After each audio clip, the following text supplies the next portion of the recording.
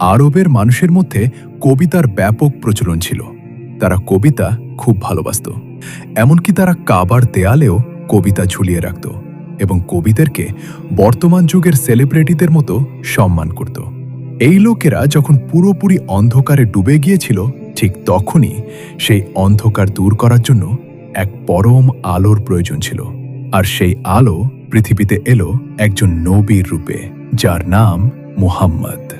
মা আমিনার কোল আলো করে যখন সর্বশ্রেষ্ঠ সন্তান জন্ম নিলেন, তখন তার ভেতর থেকে এমন এক নূর বা আলো বিচ্ছুরিত হল, যা বহুদূরের সিরিয়ার রাজপ্রাসাদগুলোকে পর্যন্ত আলোকিত করে দিয়েছিল। ঠিক একই সময়ে পারস্য সাম্রাজ্যের রাজপ্রাসাদ কেঁপে উঠেছিল এবং তাদের মন্দিরে হাজার বছর ধরে জ্বলতে থাকা আগুন, যার তারা পূজা করত, তা নিভে গিয়েছিল। একই সময়ে ইহুদি পণ্ডিতরা আকাশে একটি নতুন তারা দেখতে পেয়েছিলেন এবং কাবার ভেতরে সব মূর্তি উল্টে পড়ে গিয়েছিল।